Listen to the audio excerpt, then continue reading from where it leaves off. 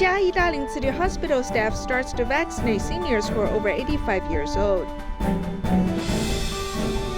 City volunteers and team members in Malaysia purchased medical equipment for a local hospital. Welcome to the Headlines. I'm Siri Su. Thank you for joining us. In Chiayi, it is estimated that there are between 9,000 to 10,000 COVID-19 vaccines for seniors who are over 85 years old. Dalin Tzu Chi Hospital is responsible for 4 sessions of vaccination shots provision. The medical staff has started to plan the vaccination procedure a week ago, hoping to quickly vaccinate the seniors. Early in the morning, seniors over the age of 85 have come here. This is the first day of Dalin Tzu Chi Hospital providing vaccinations in a community vaccination station.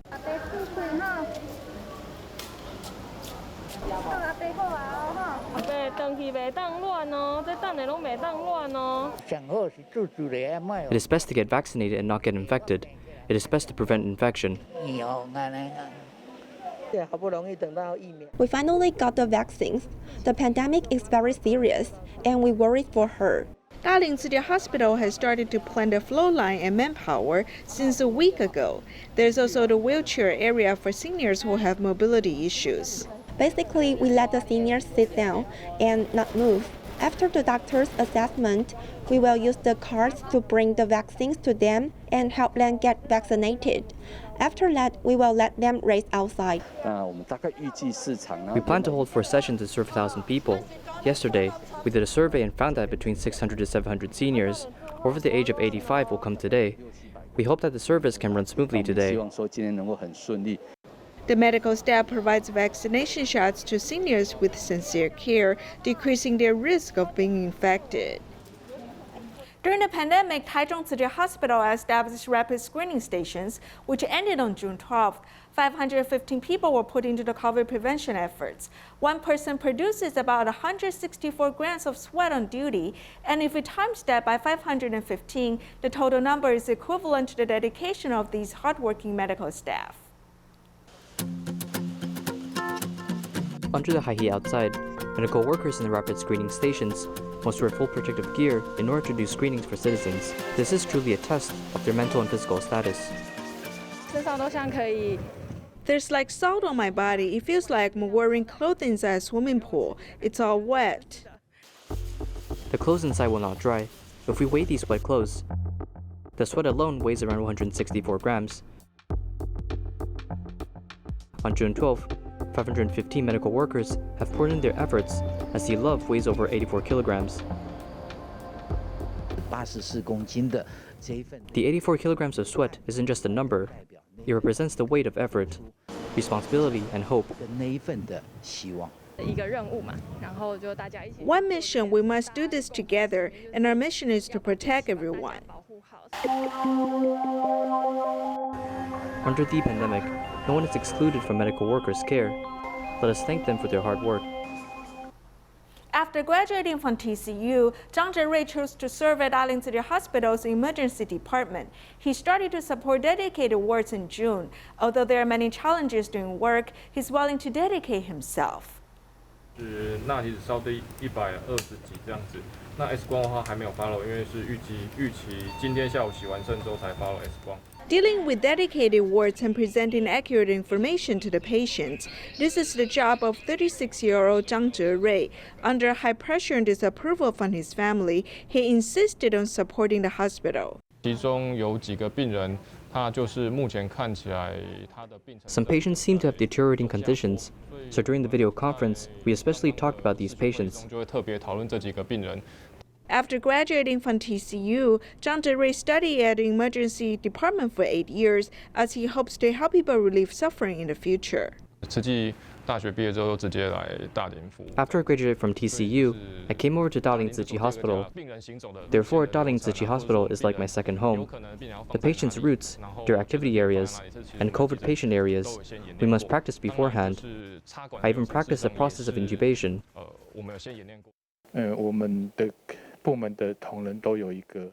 We share the same ideals in our department. In tougher times, our emergency department must be stable in the hospital. Working in the front line, Zhang Zherui is willing to pour in all his efforts against the virus, helping more people in need. At the end of last month, Taipei City announced the recruitment of a specialized taxi fleet. These taxi drivers are responsible for transporting confirmed patients. They work 6 hours a day and wear protective gear all the time. Although the work is high risk, it is not the way out for taxi drivers. At the empty Taipei main station, taxi drivers have waited for a long time and finally there were passengers getting in. There's no passenger at all now. Sometimes I need to wait 1 to 2 hours for a passenger.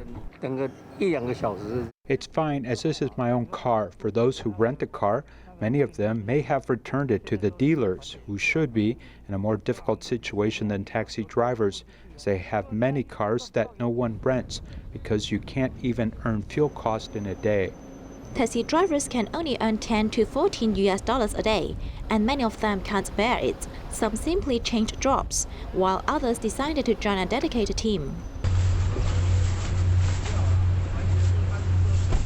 Putting on a full set of protective clothing proficiently, Mr. Xu joined a taxi fleet specializing in transporting asymptomatic or mildly ill COVID patients in Taipei City. The government has a subsidy of around $125 a day. Not many drivers are willing to take these COVID-confirmed passengers.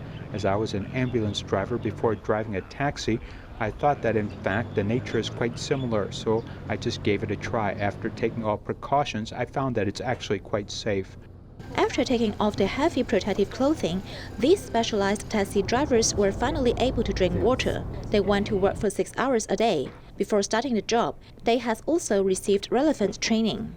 Our drivers all receive half-a-day training, and the cars are dedicated to drive COVID patients. After completing their duties every day, there will also be chemical corps to carry out disinfection at designated points. 现在外面33度，加油！ Knowing that the passenger is COVID confirmed, these specialized taxi drivers voluntarily joined the front line. In addition to supporting the family, it is also important to safeguard the people of Taiwan.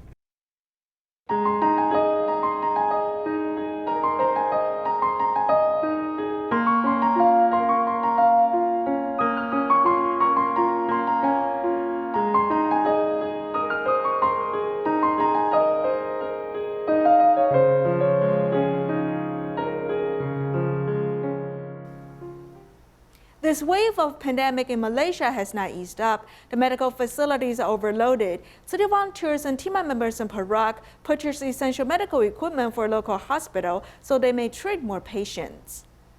COVID-19's invasion of Malaysia continues to rise. Confirmed cases began to explode in April of this year, with May 29th having more than 9,000 confirmed cases in a day.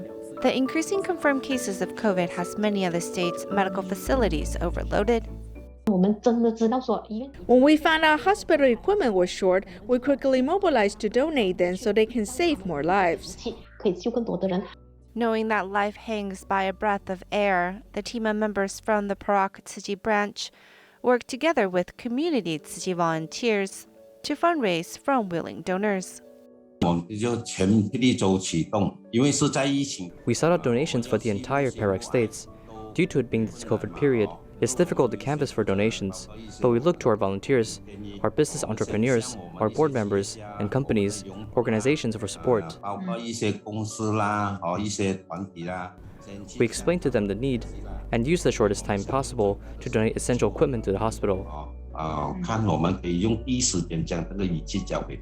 With the vow in mind, there is strength in words. The Perak Tzu Chi branch team of members and Tzu Chi volunteers gathered the funds and donated the equipment to Taluk Intan Hospital in just 1 week. I am actually touched and grateful for the donation. I think this is an additional to our facilities that we have, and this is boost to our moral actually, among us, for the workers here, our staff, our doctors, that managing the pandemic. And they are grateful and show their love to us by donating so many essential equipments to us in this short period of time. So I hope all the members, all our rakyat stay safe, do their part, stay at home, and we will use this equipment carefully and hope we will show all our love to our rakyat. Okay, stay safe. Thank you. A group of overseas students from Mingchuan University originally wanted to stay in Taiwan to work and earn tuition during the summer. However, they were unable to go out due to the pandemic and had problems with food and clothing. The instructor asked city volunteers for help. Therefore, city volunteers immediately brought Jingsi food to them. Taoyuan Tzu Chi volunteers are busy packaging a whole table of instant food, which will be given to foreign students in the Overseas Youth Technical Training class of Mingchuan University. Because in the dormitory, they can't cook hot food. Therefore, the instant products in Jingsu bookstore are suitable and more convenient for children to eat in the dormitory. The instructor put forward the request, and the Tzu Chi volunteers immediately assist in packaging a whole bag of food, including red bean alkaline zongzi for students to feel like celebrating the festive holidays. The red bean zongzis are sweet and cool. You can eat them without steaming. Since I've come here from Malaysia, I haven't eaten zongzi for a long time. I didn't expect having zongzi to eat after I came here. Thank you for sending zongzi to us on the Dragon Boat Festival. Thank you very much. We feel happy and full of human touch. I'm also very grateful for the good destiny. Although the overseas students in Taiwan have no family to accompany them during the holidays, the bags of gifts have temporarily relieved everyone's homesickness. In Taichung, a senior was diagnosed with COVID-19. She's also a Tzu Chi care recipient. Although the senior is living alone in the hospital staff brought her lunchboxes every day. On the day of the Dragon Boat Festival, she even received delicious zongzi. Granny, it's the Dragon Boat Festival. I brought zongzi for you. Sending meals to the senior every day, this care worker even brought zongzi for the senior during the Dragon Boat Festival. We wanted to give her something that represents the Dragon Boat Festival to let her feel our sincerity, because I know that she wants to go back home. She even cries about it. Spending the holiday at a quarantine ward, the heartwarming zongzi made the senior happy.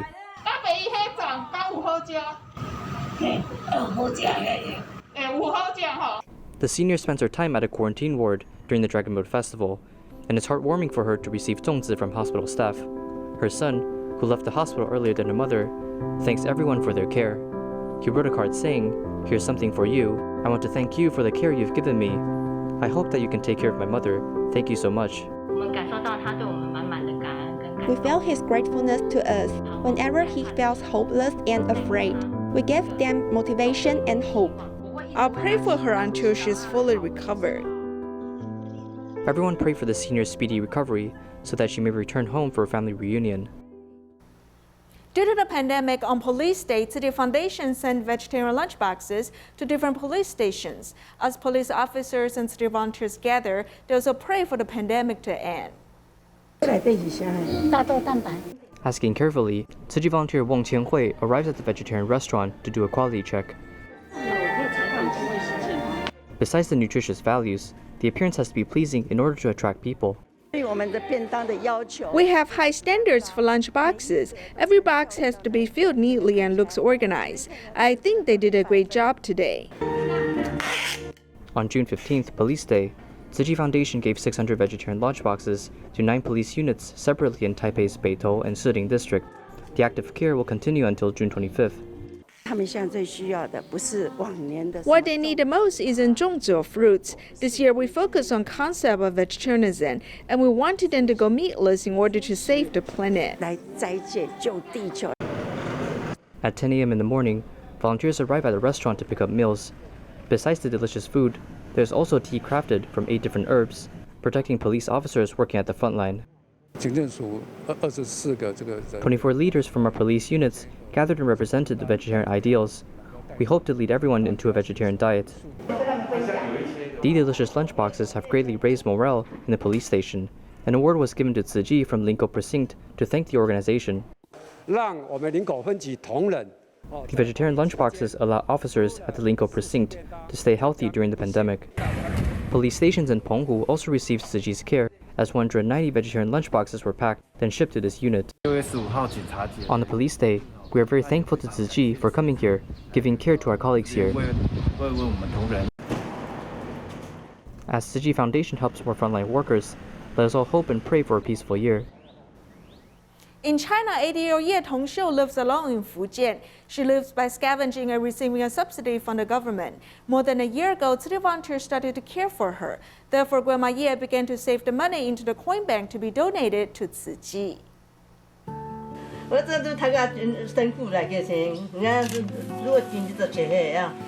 Every morning, Ye Tongxiu will come to the streets of Sangluo village and bend over to pick up the recyclables from the trash can. When she woke up in the morning, she went everywhere, down from there and up from this road. Her donation is not easy to come by, and it comes from the hard work of picking up those recyclables. She lives alone at the age of 80. In October 2019, Tzu Chi volunteers began to care for her, giving her the warmth of the family. Now she donates earnings made from recycling to Tzu Chi to reciprocate the help. In fact, her body is also very fragile and it's difficult for her to walk. But she wants to collect recyclables to help others.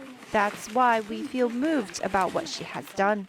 Grandma Ye, who has a very simple life, took advantage of the volunteers' visit and donated the bamboo coin bank she had saved for a month. Volunteers felt surprised that there was more than 400 renminbi in it. When picking up recyclables, don't pick up heavy ones and eat when it's time to eat. It's a good thing for you to help people, but you have to eat, okay? Don't be too frugal. If you are sick, you need to see a doctor. Everything the volunteers said meant their love and care to Grandma, and this concern will always accompany her. Death is not terrible. The only terrible thing is not accomplishing what you want before it is too late.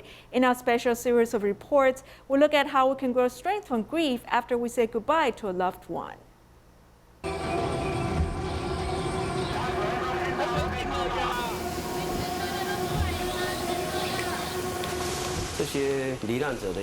The bodies of these victims were seriously damaged. Many of them had severed limbs. Too many corpses had to go through the DNA identification process.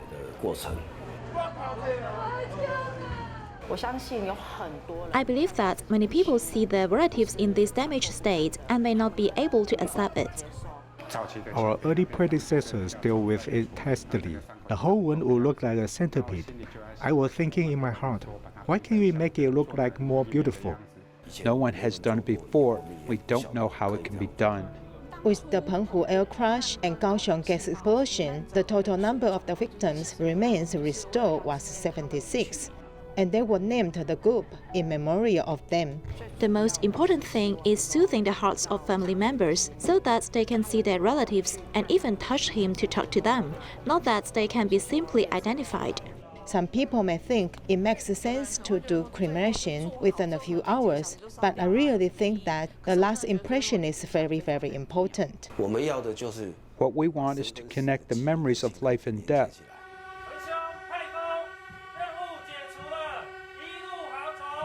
And the emotions to overcome this barrier. In this way, there will be no gap between life and death. They can live in our hearts forever. The last look is very important. First, you must make them complete. We use needles, skin wax, and other things to help fix their broken parts. To deal with the remains well, we must treat the deceased as relatives. We all treat them as relatives and use the best materials. When I examine the wounds of the remains, I look at it from the deceased person's point of view, not just feel sad, but their regret, and these emotions will come out. Through this process does not seem to be directly related to the restoration of their remains. I try to understand the state of mind of the family, the state of mind of the deceased, and try to think of the best way possible to restore them. I seek the most suitable materials to help repair or rebuild their bodies. Our techniques and stitching can make them more beautiful and complete. When it comes to the overall assistance to the victims, we are really attentive. After the restoration work, the family saw their daughter returned. Even if they are not breathing, we will feel that the dead are still there. This stage of death is something everyone will face. It's just here sooner rather than later. Up until now, I haven't been afraid of this work. Retaining the whole body is a common concept the Chinese world agrees upon. After death, people are actually unaware what they need to repair and whether or not it is actually important. What they are repairing is actually for the grieving family. I know that my relatives want peaceful and completion. The last thing they remember is a complete body and not a broken body. This can help them deal with the sadness and healing in the future. When I was school age, I often moved, maybe because I moved around. I would feel left out by some of the other children in the school. His head is always very clear. He just chooses a more dangerous path. In a week, I would probably go to class only 3 days. My mother may go to school 5 days, and every day have to go to school to apologize to others. 8 or 9 good friends will go out and do something together. I kept committing crimes, making mistakes, and being arrested again and again. When I met Cho Shou-e in Tainan prison, she was in her 50s. She had to rely on a walker to walk. She had to read the homework we wrote with a magnifying glass to see the words. She said that people should not give up on us.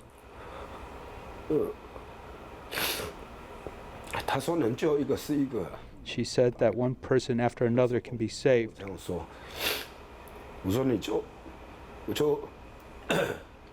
When she told me this, I asked her jokingly how many she saved. She said that she hasn't saved any of them, but she has done it for a lifetime.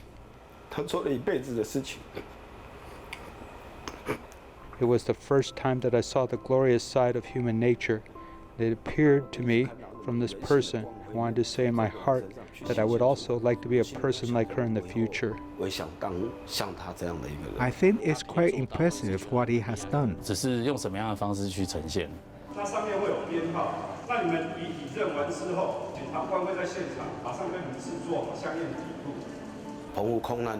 the Penghu plane crash, I knew that I could use my own professional skill to give back to society. He is willing to do such a thing for these family members. I think this is really great love.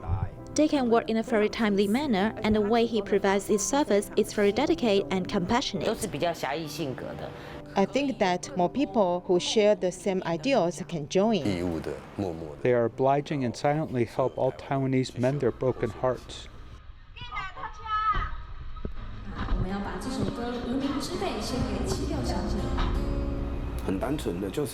Simply put, where there is a need, we'll accompany them the last mile.